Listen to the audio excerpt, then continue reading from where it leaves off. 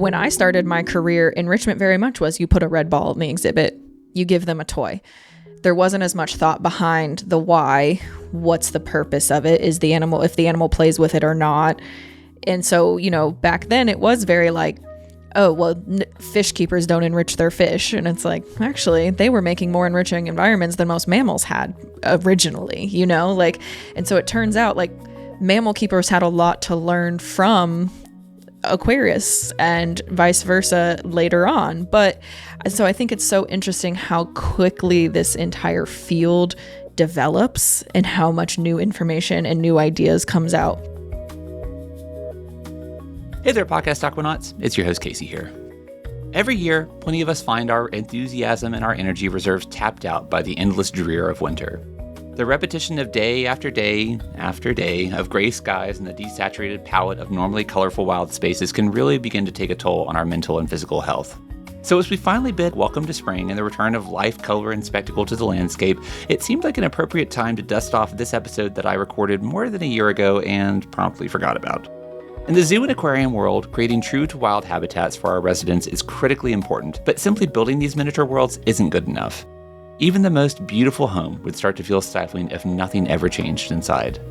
So to keep the animals' lives interesting and stimulating, their caretakers place immense priority on devising new and innovative forms of enrichment. Whether it's an interesting new scent, a treat delivered in a puzzling container, or the unexpected addition of something like a sprinkler or bubbles to their habitat, these tweaks and alterations keep life interesting, encourage mental and physical exercise, and reinforce natural behaviors. In this episode, we'll chat with two of our most enthusiastic enrichment champions about how they devise new enrichment, some of their favorite success stories, and why developing and introducing enrichment is more of a passion than just a job requirement. I don't know about you, but I'm feeling more stimulated already. On with the podcast.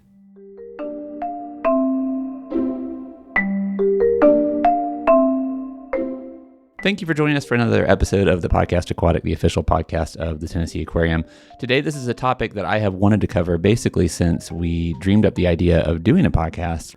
A topic that if you're not an employee at a zoo or an aquarium, you maybe have never even heard of this, but it's a hugely important part of animal care and well-being at zoological institutions. But before we get too deep into the topic, I want to introduce our guest for the episode. Across from me is Jennifer McFeeters. Jennifer, we were trying to determine what your title is, and I'm not sure if we actually settled on something, but why don't we give it another go? What is your title here at the aquarium? Because it recently has changed. It has recently changed, yes. So I am the River Journey lead senior animal care specialist. So I am in charge of sections including our river otters, our delta swamp area, and our dwarf crocodile, but then also kind of helping out with a little bit of everything throughout the entire river journey or our freshwater building. Okay, so if it's not a fish, and it lives in the river journey building, correct, you are involved in its care. Indeed. Okay. Yes. I think that makes sense. All right, and then across from you is Maggie Sipe. Maggie, your title also has changed, so go ahead and give everybody the rundown of what your title is. It's going to sound familiar, but with one key difference. Yes, so as Jennifer said, I am actually the Ocean Journey lead senior animal care specialist. So everything that's not a fish in Ocean Journey, I have a part of their care and support our staff who take care of them.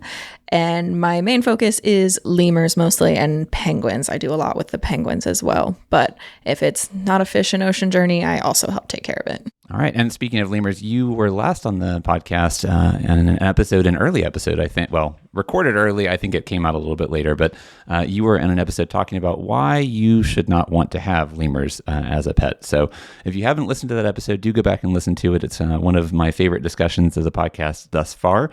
You get to find out about some of the weird animals that you are actually allowed to have as a pet in Tennessee, even though logic would dictate that that's a bad idea. And I will just reiterate, there are lots of dogs and cats that need homes, and they make great pets. So maybe just focus on those. Awesome. All right. So I think it's fair to say that when it comes to animal care, both of you have more than earned your stripes and your place on this episode.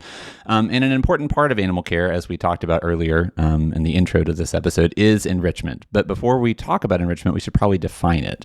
So who wants to explain what enrichment is, and whoever doesn't explain what it is can talk about why it's important.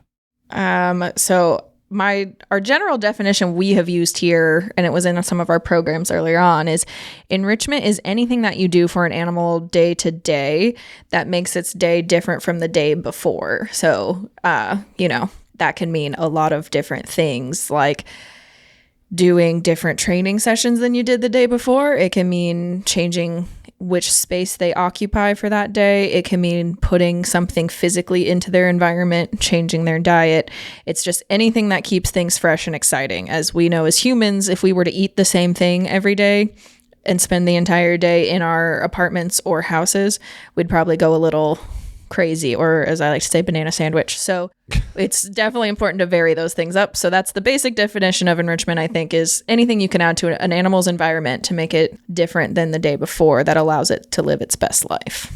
I think we should all agree to try and use banana sandwich as often as possible in future conversations. That needs to go farther than just this room.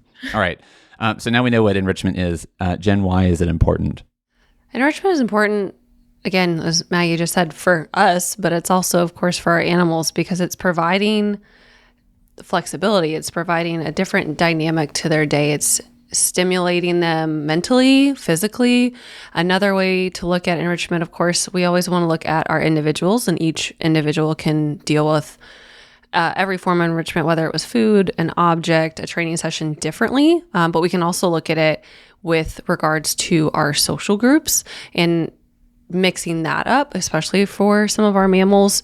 But enrichment does not just include our mammals. It includes everything that we take care of. So our fish, our mammals, our reptiles, our birds. It is really full spectrum. And again, just to keep them active, healthy, engaged in their environment, making sure also a big part of that, and I'll go back to mammals since I'm otter keeper. Sure. And I think this is true for lemurs as well. A lot of the enrichment really has to do with maintaining coat health. So keeping their fur, hair and fur. And hair, and keeping that well groomed, well maintained. So you're, making sure that this animal has everything they need to take care of themselves and have the best life that they can have. Okay. And then we are accredited through the Association of Zoos and Aquariums. At the time of this recording, we have just undergone our reaccreditation process. And are there rules regarding enrichment if you are an AZA accredited institution? Are there rules and regulations regarding how often or what form enrichment has to take? So the actual AZA standard is very short. I think it's standard 11.2.1 if I'm remembering correctly. And it actually just says that you need to have an active enrichment program.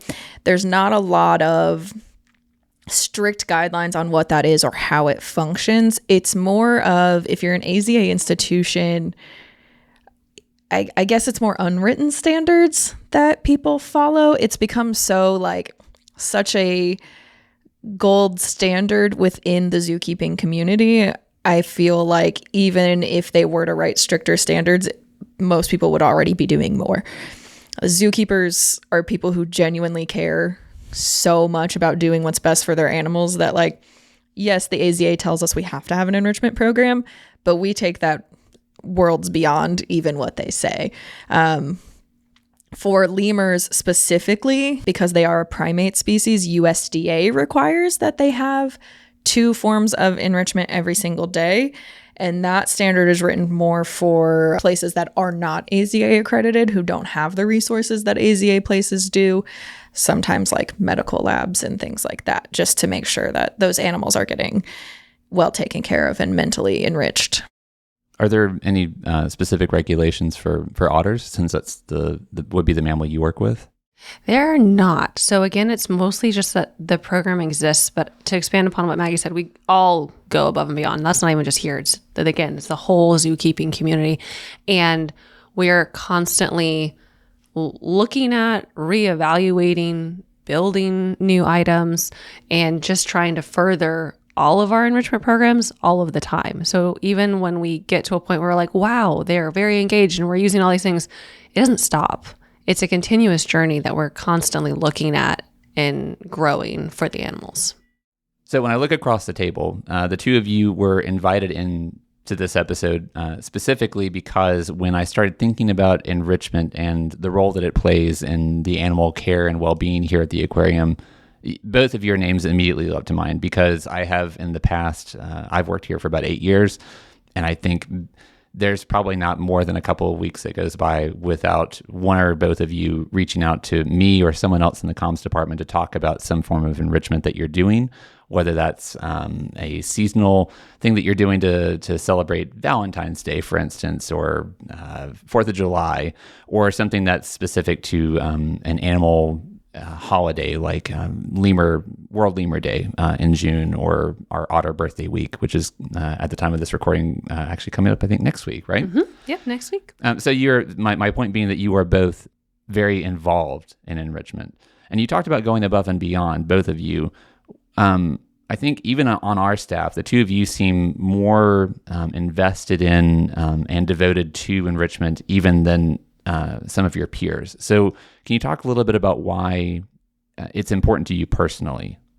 I would like to just, in defense of our peers, I feel like Jen and I are the most vocal maybe about it.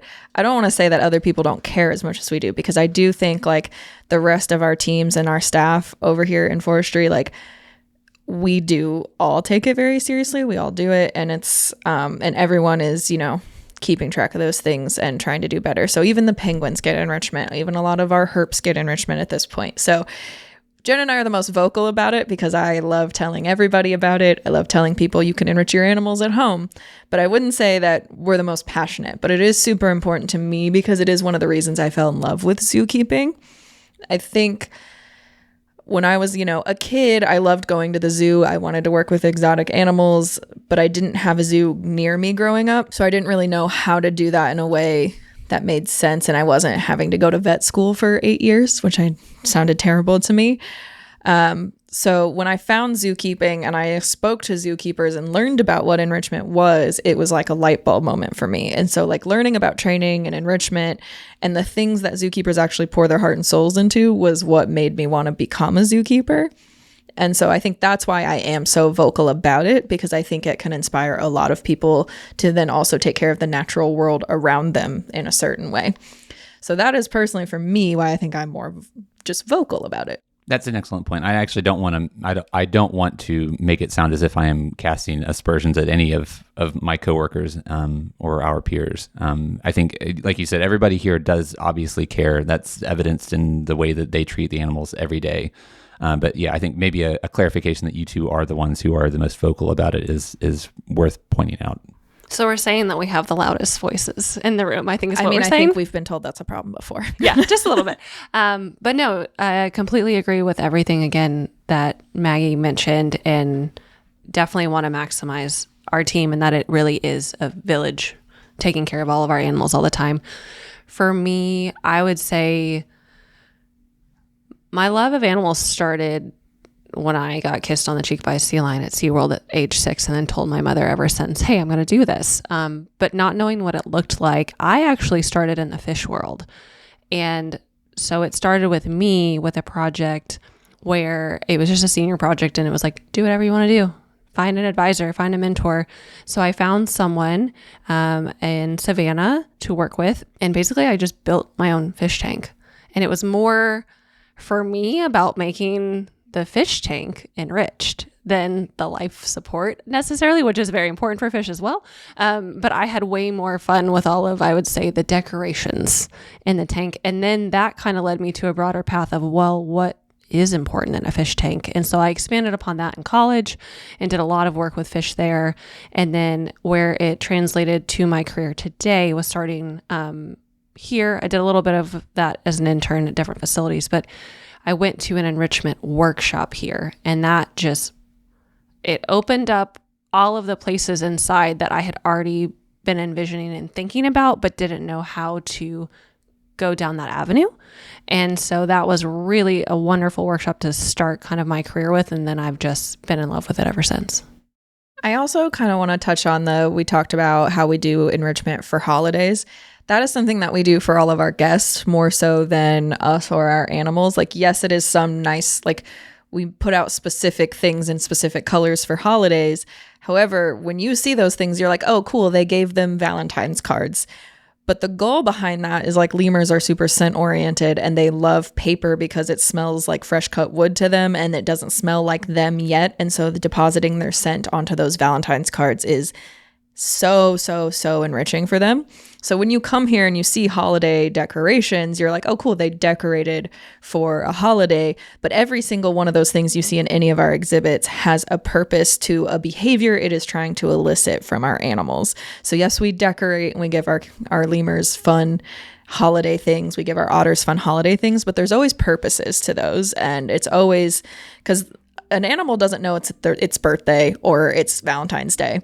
All they know is there's something. Are you sure about that? I'm pretty sure about that. I'm pretty sure they just see something and they're like, this is for me and I'm going to tear it up, or I'm scared of this, or whatever the enrichment is and the behavior goal behind it.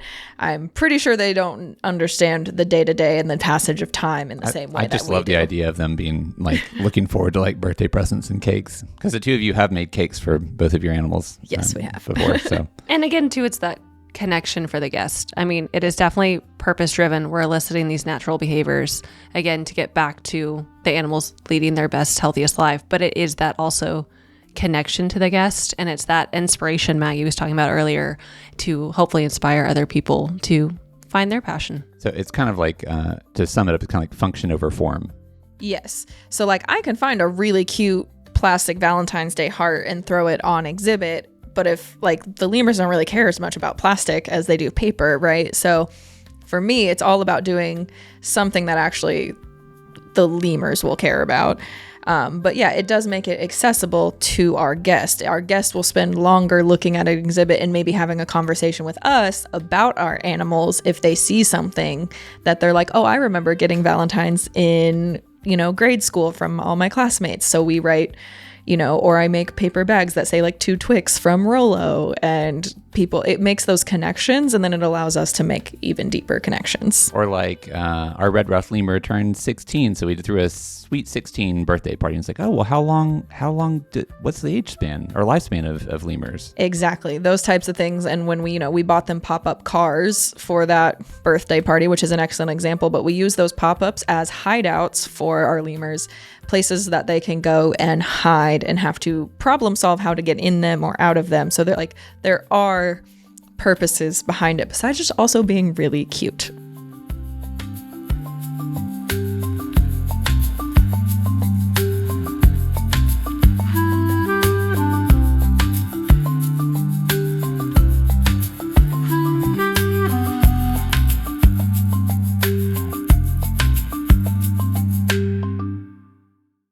So let's talk about speaking of cute, let's talk about what enrichment looks like. So if you're at the aquarium and you're wandering through our galleries and exploring things and you look in an exhibit, how can you tell that enrichment is happening? So again, some of the areas are going to be a little bit easier to probably see and visualize that enrichment because again, our mammals, our birds is a little bit easier. I'm going to touch on our reptiles a little bit because that's a little bit harder. And where I like to land is in a level of flexibility. And so what I mean by that is we just opened our new longleaf pine forest exhibit. And I think I kind of, drove everybody crazy with the loud voice in the room asking for flexibility. So with a reptile, it can be a little bit more challenging. Scent can be important to some of them. Lighting is definitely important to all of them. And so giving different temperature gradients is going to be one aspect of how we can enrich a reptile, but it's probably not something you're going to be able to notice. I am personally really proud of the longleaf pine forest because if you know what you're looking for, and now everyone listening, you'll know what you're looking for, but we actually have a temperature gradient you can see because of how the lights were set up. We're a lot brighter in the left-hand corner. And then as we get to our trees on the right side, it kind of shades out. And then that's where my lower temp gradient for those animals is. Interesting. So wait, so it's set up so individual parts of the exhibit have different temperatures? Yes. So it has our highest temperature on our left-hand side. And then as it maneuvers across, it's going to drop down with the exception of our high tree branch over there for our yellow rat snake. He's more arboreal, being in the trees. He's got climbing space that can get him up to another gradient that's specific for our snakes. And so it's looking at really how is arboreal tree climbing snake going to use the exhibit? How is our burrowing dwelling pine snake going to use the exhibit? How is a box turtle going to use it? Hopefully down the road, maybe some gopher tortoises and, increase that mixed species. So it's layers. And I want to touch on this just a bit because this is, I think, something we missed earlier on is like enrichment that you see us putting into the exhibit is us filling the gaps in what the exhibit already is. So like what Jen is describing is creating an exhibit that fulfills so many of an animal's needs. You don't need to put a red ball in every day. You don't need to be putting in a new object every day. Enrichment is filling those gaps. So for a lot of our tanks here and like the one Jen's describing her designing, we don't need to physically put other items in for a lot of our fish and reptiles because they've been designed with so much thought. And, the environment is so enriching itself by having those temperature gradients, by having all of these things thought out that you don't necessarily need to be putting in a physical enrichment item every day. Okay. Yeah, definitely. And then to add on to that, some of the other flexibility that I have with that specific exhibit, but where we are looking, especially in some of our holding areas, is, again, different hide areas, different substrates in those areas. So maybe we're using mulch one time, we're using pine straw another time, sand, and mixing up that experience for them. Again, looking at the natural history of the animal to know and to kind of dictate to us where we should be headed. You can have a rainforest tortoise, you can have a savanna desert tortoise. They're both tortoises, but they have such different components. And so we're really trying to utilize everything really that's at our disposal. And I will say all the time, please give us more, to make sure we are, again, creating these really dynamic, flexible spaces for our animals to be living in. And again, that you may not necessarily notice, as Maggie was expanding upon, you may not notice that enrichment, but you will see a lot more, again, of those objects, the gaps that we're trying to fill. But our habitats, for the most part, and I think all of us in every section, not even just the two of us in this room, we're constantly, again, looking even at the whole exhibit and how can we modify it and how can we change it? Because every single day we're getting older, our animals are getting older, our exhibits are getting older, and how can we continue to make that space even more engaging? And I think the aquarist side often gets a bad rap. A lot of people are like, oh, aquarists don't enrich their animals. Aquarists don't care about enrichment because they're just fish. And I'm like, actually, like all of our aquarists put so much thought into each and every exhibit that you see when you walk through the aquarium. There are different areas in the water column with different branches, different things. That is all enrichment. And again, that is like, if that is a very fulfilling environment for an animal to be in, you don't need to be doing all the extra putting in a puzzle feeder for fish and things. Like if an animal is meeting all of its physical and mental needs in the environment it's in, then you're good.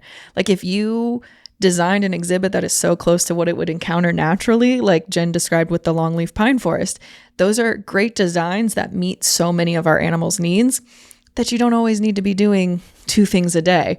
We do 2 things a day for lemurs and mammals because they're just so much bigger and it's hard to give them the adequate space without all the extra things that we need to do as well. So, but a lot of our fish, if you're like, oh, well, fish don't need toys, like, no, they like switching things up from time to time, yes, but like our aquarists are doing that. They're moving things inside the aquarium tanks all the time. They're diving in there and checking on things, putting in different gravels, substrates. Everyone at the aquarium is getting enriched. Well, and we had talked before the episode started about how this could easily stray into talking about training. Yeah. I do think that training is a large enough topic for us to probably cover in its own episode. But I think one example that leaps to mind when you talk about enriching a fish's life that I think of immediately is when we train our arapaima.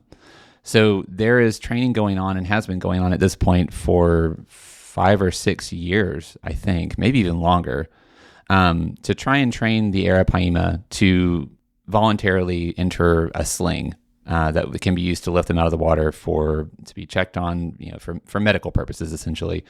And as part of that training, they're using targets in the water that are lowering that obviously is not part of the exhibit day to day. So that's one example that comes to mind of how we are actively enriching the fish's lives. Yeah. I think too, it's been a lot of fun for me again, and being here 13 years, I'm starting to feel old often, but Same. it's been a lot of fun to have new people enter our team with new ideas, and also still with respect to some of us who have been here a little bit longer, but then watch the light bulb moment goes off, especially on our Aquarius side, and then they come to me, to other people on the forestry team, because I do think we're known to have all the objects, all of the toys, if you will, the things that we can add. And it's been a lot of fun to watch them sometimes take exactly what we have, but then like grow tenfold and just make it their own. And then I even had, I think it was Elaine and maybe Kimberly and Avery, 3 of our Aquarius, come and like with a fish feeder, and they were like, we just got this. What do you think of this? And I was like, that is amazing. And now everyone on the fish team is using it. It gets disinfected between exhibits, but everyone's using it. And it's been a lot of fun to watch them just take what we're doing on the non-fish side and apply it and just run with it on the fish side. I also think of the clownfish exhibit in Island Life, which your husband, Kyle, who's been on the show a number of times, he installed a series of, I think it was 4 jets. I think it's 6. 6 jets. Mm-hmm. So you know more about this than I do. At the top of the exhibit that replicate how water would move in their environment. And it was cool to see how, thinking through what that exhibit looked like prior to the installation of those jets and now what it looks like, it's not something, again, it's not, like Maggie said, putting a red ball in the exhibit, but you can tell that environment for those animals has changed in a meaningful way. And it looks more realistic, more natural. And you could kind of see how the behavior changed. The fish were moving differently. They were occupying different parts of the water column. So that's, I think the neat thing about enrichment, and you kind of touched on this already, is I said, what does it look like? Which is a little bit of a misnomer, because enrichment isn't just visual. You've already touched on a couple of things that it's kind of appealing to all of their senses. It's not just visual. It's scent, it's touch, it's taste, oftentimes. What are some other examples that the two of you can point to that would be maybe invisible enrichment? Well, along those lines, I want to point out, like when we talk about a temperature gradient, think about an animal in the wild. They have an opportunity, if they live in the wild, to find warmer or cooler spots. If you give an animal a space in an aquarium that only has one temperature range, we do welfare assessments, which ask us these questions about, do they have the opportunity to get away from warm spaces, to find warmer spaces, to find shelter, to find water, right? Every animal in a professional care setting is going to have its basic needs met with food, water, and a place to live. But what else is it that makes life worth living? What elevates it? What elevates it? What do animals have the opportunity to do in the wild, and what can we offer them here? So yeah, it's temperature. It's experiencing new tastes, coming across new foods. We often make trips to the grocery store and we'll buy Brussels sprouts to offer a lot of our animals, and they'll be like, this sucks, we don't want this. But offering it to them. Well, I feel that. Yeah. But offering it to them, even if they don't eat it, it was a new smell that maybe they licked it and they were like, absolutely not. And then they avoided it. Maybe they have to actively avoid it. There's been a lot of interesting discussions recently in the enrichment world about stressors. For a long time, I think zookeepers did so much to remove a lot of stress from an animal's life, but an animal in the wild experiences stress. So some stress is good, because if you have all of your stressors taken away, that's just not living a natural life. No, it's not really, you're not resilient at that point either. And so Right. I think you're going to be a little bit more susceptible to the stresses that come. And especially with that also comes disease, which we definitely want to avoid. Exactly. And so as Jen touched upon, like being here, I've been a zookeeper just as long as Jen has been here. I've been at different areas, but when I started my career, enrichment very much was you put a red ball in the exhibit, you give them a toy. There wasn't as much thought behind the why, what's the purpose of it, is the animal, if the animal plays with it or not. And so, back then it was very like, oh, well, fish keepers don't enrich their fish. And it's like, actually, they were making more enriching environments than most mammals had originally, and so it turns out like mammal keepers had a lot to learn from Aquarius and vice versa later on. But so I think it's so interesting how quickly this entire field develops and how much new information and new ideas comes out every single day. There's been studies published recently that are like, are we cleaning our backups too frequently? And is that stressing out animals like otters and lemurs who are very scent oriented and they need to mark their territories? And if we are sterilizing them every single day, is that actually detrimental to them? Interesting. And that used to be the standard. It wasn't, we weren't just doing it for fun. Like that was the standard, was you won't like necessarily smell that you're in an animal backup when you're in an animal backup. Or it was just like, because it went so hard the other way of, like original zookeepers, back the early days of zoos were not as nice as they could have been. And so then the standard swung so hard to cleanliness. And now we're learning like animals in the wild don't live in the cleanest, most sterile environments. That's just like the truth of it. So how do we find the balance?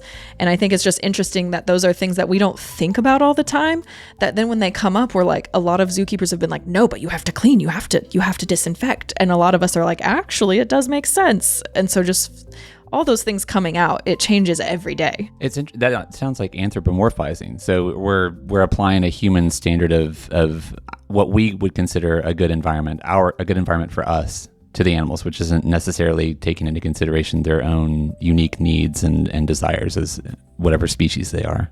Yeah, 100%. And I think something that we all do now, if we're bringing an animal into our care, before we ever even get that animal, we fill out a natural history form. So we will ask questions like, where is this animal from? What is the environment like where it would be found in the wild? What do they eat?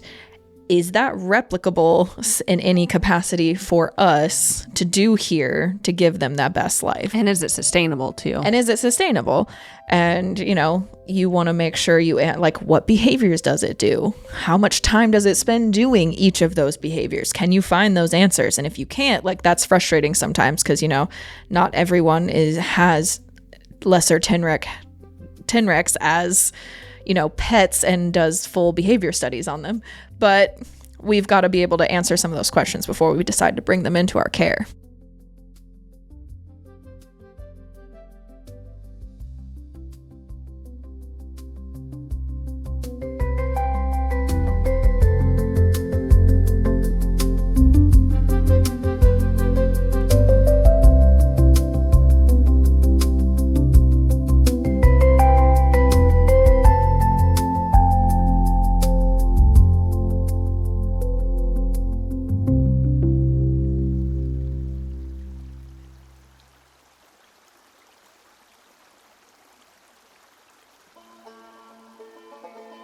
The Tennessee Aquarium's podcast Aquatic is made possible by support from the Tennessee Conservationist, the official magazine of Tennessee state parks. Each issue is filled with fascinating stories about Tennessee's native species, rich history, and unique culture. It's also your guide to exploring state parks and planning your next outdoor adventure. Subscribe today at tnconservationist.org.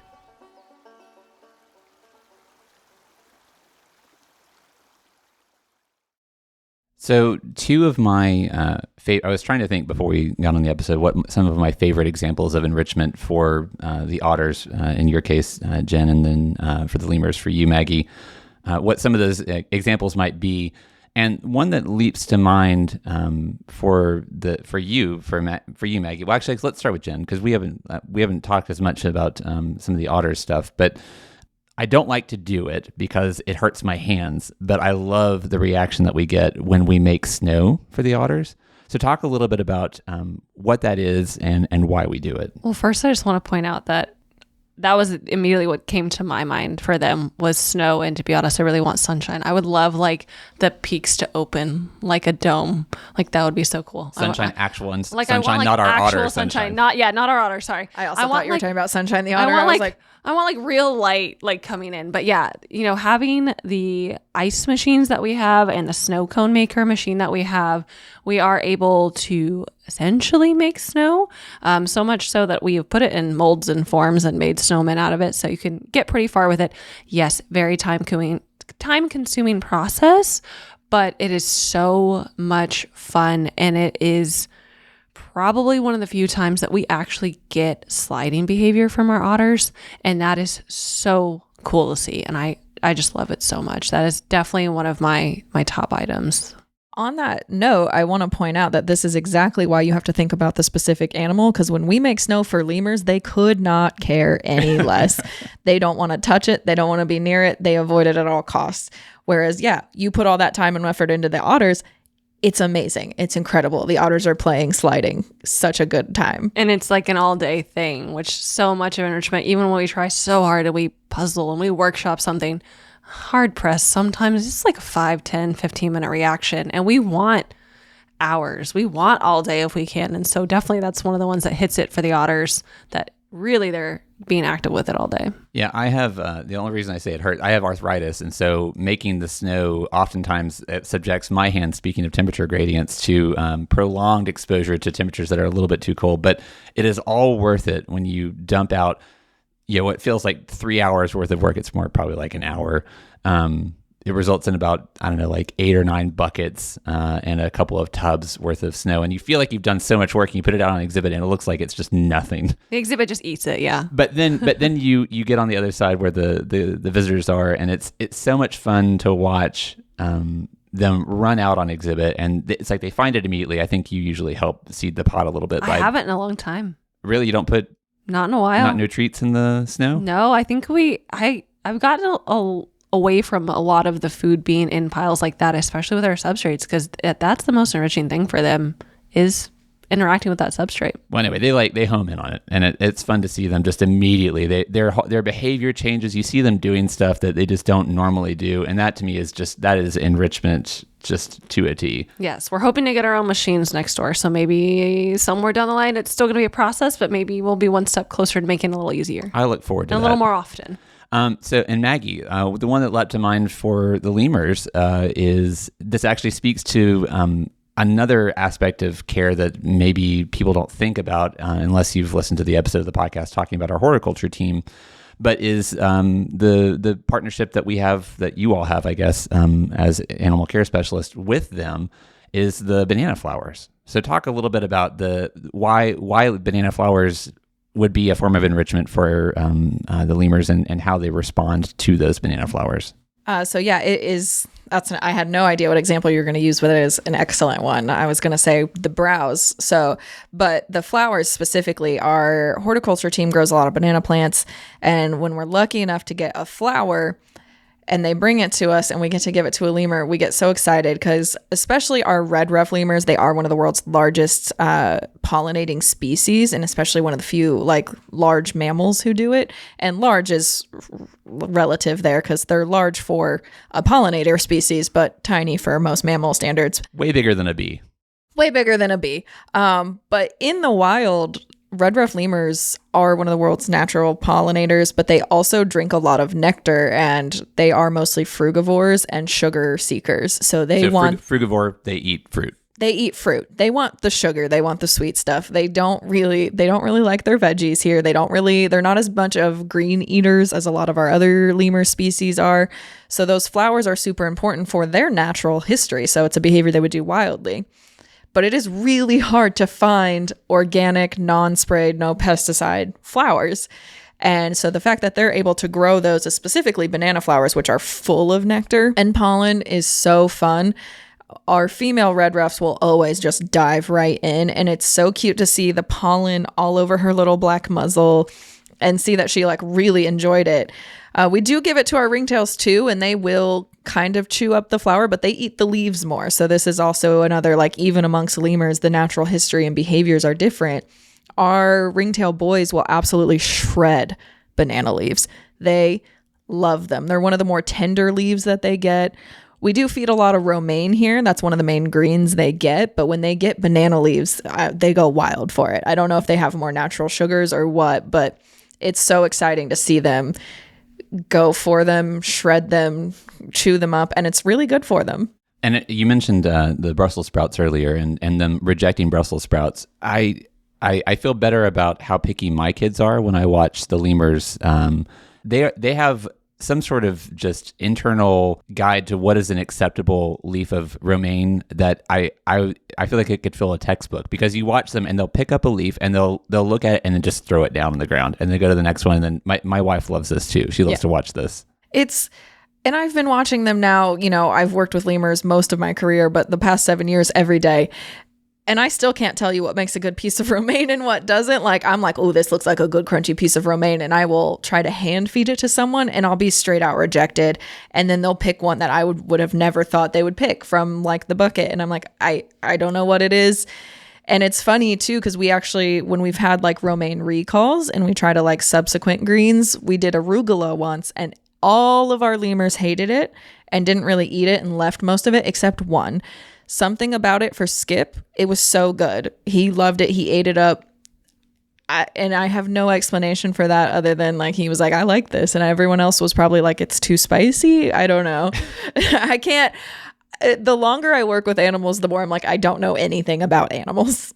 So you mentioned Skip. Do you often find that you have to tailor enrichment not only to a specific kind of animal, but to animals as individuals? Like, do you offer, for instance, you mentioned herps, Jennifer, and a lot of those, one of the main groups of herps you work with that you have been on a lot of our social content showing you work with is our alligators. So our alligators are known by the names, the color. Their name is the color of their caps and their on their claws. So is there like a specific enrichment you've done just for pink or for blue that you wouldn't do for white? Well, with the alligators, they're all a little bit more of the same. There are definitely personalities that come out and how they work with things, and that kind of comes more out in training. The items that we've had added in there over the years have been more for basking opportunities, additional basking opportunities, and we definitely see some who are more interested in that and interested in climbing up. And then we also see some that are like, no, that's just not for me.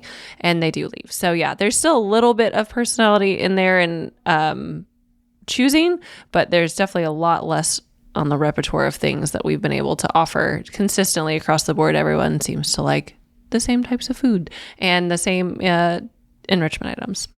I do like with the alligators. Speaking of alligators, one of my favorite enrichments for them is the sprinkler.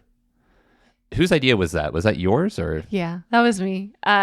So the sprinkler that Casey's talking about, we just kind of set it up. We move it around in the habitat, and to be honest, it was from a foundation of like, I think the alligators could care about this, but it was also a little bit of, hey, the plant person's out today. Can you water? And purely not having the time for it. And I was like, well, I've got this sprinkler I've been meaning to try for enrichment, so let's go. And yeah, it's turned out that they absolutely love it, which of course makes sense. Animals get rained on in the wild. Especially in the swamps. Especially in the swamps. And we had a lot of fun the last couple of weeks here at the aquarium because we have been trying to get all of our bald cypress tree needles down. And basically that is a process that is long, but it involves us shooting the pine needles out of the trees, shaking the trees, but it involves a lot of water just coming down into the habitat. And then they just get to have a lot of fun all day long interacting with that water, interacting with those pine needles. They get to kind of hide out in them, which is pretty fun. They use the exhibit in different spaces when it has these cypress needles basically covering the entire pool. And I think that's an excellent example of another thing that's being studied really frequently currently in zoos and aquariums is seasonal enrichment.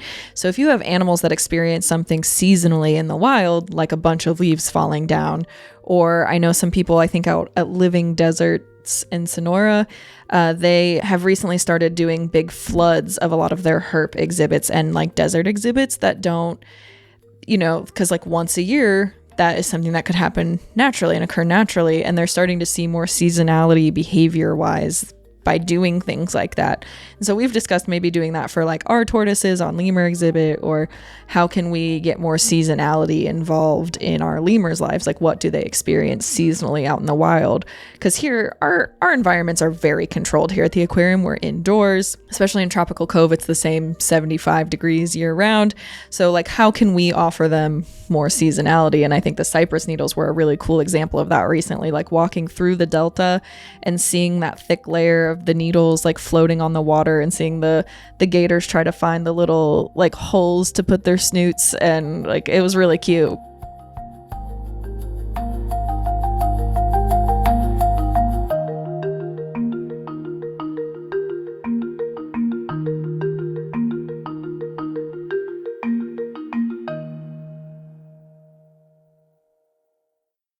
Another example of seasonality that would apply to an animal that's kind of under your purview is the rock day in our penguins rock gallery. Exactly. That kind of thing. Like giving them things that break up, like, oh, we don't do rocks just once a month all year. Like that's specifically for a breeding season for them. That's so to clarify, that is the delivery of hundreds of pounds of rocks, which are the primary nesting material for our two species of penguins in the Penguins Rock Gallery, the Macaroni and Gentoo penguins. And it is something that, there are things that we do to sort of prepare them for the arrival of that day. I think the days start to get a little bit longer. The temperature changes in the exhibit, I think, a little bit. Yeah, there's really strict light cycles for our penguin exhibit that kind of starts to mimic the natural changing of the seasons. And that's another thing, as a guest, you may never notice that we do that for a lot of our animals, is the changing of the light cycles. I'm lucky in the lemur exhibit that we have lots of windows and natural light, so it just kind of naturally happens with our seasons. But in our penguin exhibit, we have to create that artificially. And there's like dimmer lights, so it'll go to the dimmer lights before they turn off, and then it goes to the brighter lights and things like that. So yeah, that's another thing. As a guest, you may not notice that we're doing, but it is enriching. I do want to know from the two of you both strike me from our interactions just in brainstorming ideas for enrichment and just things that you bring to us just proactively as very crafty, creative people. I feel like outside of work, I could see both of you being involved in crafts. And I think, Jen, I know you do crafts outside of work, right? I do crafts and I also play music. Yes. So let's talk about your creative process when it comes to thinking through enrichment. What process do you go through? What questions do you ask? What are you thinking about as you're planning new ways to stimulate the animals' lives? The really nice thing about this is we actually have a big list of enrichment safety questions that were developed for us a couple years back. And that's always a really good jumping off point. But even before that, it is just thinking through again, what behavior are you looking for? What naturally are you trying to provide? Maybe what gap are you trying to fill for that specific animal? And then, is it something I can build? Is it something that I can buy? Is it something maybe I buy but have to retrofit it and make it look a little bit different? And it's also pulling on the resources again of one another. You get so inspired by your fellow keepers and ideas that they've integrated for other things. Or, we go to another zoo and you see something in an exhibit and you're like, oh, I can't believe I never thought of that.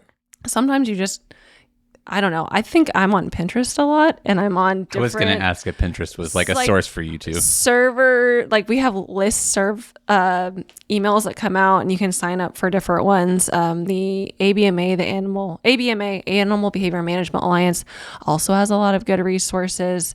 There's just a lot of resources out there to be able to pull from. And then I think it's just kind of taking, again, where do you want to go with that and like the behavior to pull the item together, and then also generally have some teamwork, because a lot of the items, at least at Otters, have been a lot bigger lately, or kind of the next generation of something that takes a team. I know for me, I love spitballing with people. Like I feel like I get the most creative when I'm bouncing between things. Or being collaborative with my teammates up in lemurs, or if you have a problem, like I love problem solving. I feel like problem solving is like my true calling, which has actually been pretty decent in the zookeeping world. But we're talking about if we have an issue, say like our female lemur does faux nesting because she has reared infants before. So Lyra does have a nesting behavior, and we're like, okay, she tends to chew on our cable ties, our zip strips for that. And we're like, we want to stop that behavior because that's not healthy for her teeth. And we've been, normally we give her blankets or other soft materials like straw, and she'll use those. And then we recently just had a moment where we kind of, through spitballing other things we can do for that, decided like, well, what if we train her to use sticks? Like, what if we actually do more hands-on rather than just giving her something? What if we train her to collect sticks and put them in a pile? And then maybe she learns that those things are even more reinforcing than the zip strips. So like through the problem, like we were lucky enough to be invited to the zoo. They had a training person in and we watched theirs, and that kind of just got the wheels turning again. And then we were spitballing back and forth and we were both like, oh, I can't believe we never thought of that. Like, what if that could work? And what would that look like? And how would we go about that? And we may not go anywhere with that behavior, but it's the process of talking about it. And it's the process of those ideas that I sometimes tell a lot of younger trainers who come to me or with enrichment or training problems that there are no actual bad ideas said out loud, because when you're saying things out loud back and forth with other keepers, sometimes those really, really bad ideas spark the good ones or spark the solution that can work. So you just got to say everything, and you've got to work through and think through all of those bad ideas to sometimes lead you to a good idea. So what is more fun, thinking of enrichment activities and devising them, or actually giving them to the animals and seeing how they react? Oh, golly. Again, I love both sides of that process because it's just also really fulfilling to, again, strengthen your bond within your team and the people you're working with. And that can be across the entire aquarium. And then also, to see it work and to see it come forth and like, oh, they did enjoy this. And it actually, it stimulated this behavior. But what for me is even greater is when, oh, it actually stimulated these other 2, 3, 4, 5 behaviors and things I wasn't even considering. And that's also a lot of fun. I think a thing for me that I love seeing people look at what we do here and then be like, oh, can I do that with my pet at home? And me being like, absolutely. Like that's, I think for me, what's really, really been rewarding about all of this. Cause like we are so used to in this career, coming up with new enrichment, problem solving through enrichment, through training. But then like finding ways to apply that to people's pets and making people's pets' lives better even has also been incredible. And it's like all aspects of it are rewarding, and I keep finding new things to be excited about in this field. And as I kind of touched on earlier, the longer I work with animals, the more I realize I don't know anything about animals. And it's the same thing in this field. The more I learn, the less I feel like I know. And I just feel like there's so much untapped information to get to. It definitely keeps you humble. Yes, like staying humble in this. And like, I even said to Shelby this morning as we were doing Lyra's birth. Shelby, our veterinary assistant. We were doing Lyra's birth control injection, and I was like, you just really have to put your ego aside so many times. Even when you're doing something and it is working, you have to constantly ask yourself, like, but can it be better? Can I be doing better by this animal? And like, even though like I'm really proud of all I've accomplished, I also am like, but I know I'm not perfect, and I know it's not perfect for the animal, and I want to make it better. So I have to put my ego aside. And that's, I think, a huge thing. What makes it so collaborative too, is when you have a team where you can ask each other questions and put that ego aside and let someone who maybe doesn't have as much experience as you help you problem solve something. Sometimes it hurts my ego a little bit because like, I've been doing this 13 years. I feel like I have a lot of experience, but sometimes it is those younger people who come in with those fresh ideas, as Jen mentioned earlier.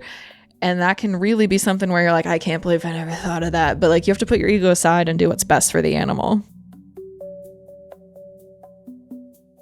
All right. So let's go ahead and begin to wrap up the episode.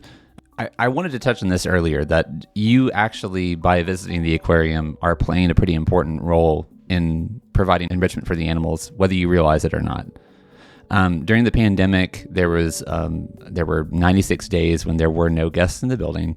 And I remember during that time, as I was walking around the galleries that were completely empty, seeing how differently the animals behaved without the stimulation of thousands of people walking through the galleries and seeing different colors and shapes. And obviously the kids are up against the glass, or they're against the netting in the lemur forest. And it really struck me that without even realizing it, we are playing an important role in enriching the animals' lives. What is a way that people can be more actively involved in enriching the animals' lives here at the aquarium? Can they help us with making items? Can they give us items? Can they buy us items? What are there any ways that they can participate in that? So we do have a wish list, and it is on Amazon for the Tennessee Aquarium, and it is inclusive of all of our different animal areas.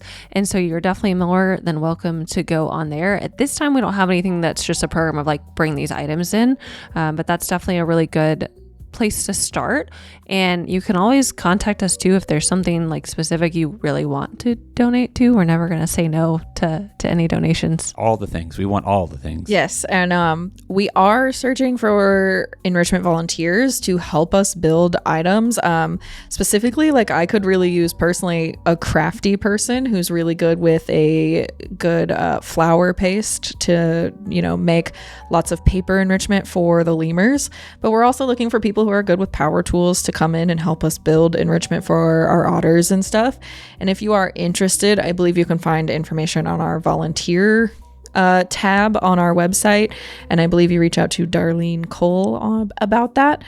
So we're always looking for, like, if you're interested in just learning more about enrichment too, volunteering to help us build enrichment is a good place to start. Awesome. And again, that website is tnaqua.org, and I think it might be /volunteers, but just go to our site and look. It's fairly easy to find. Anyway, with that out of the way, now people know about enrichment, about how they can participate in that here at the aquarium, and why it is important. I think we can end the discussion there.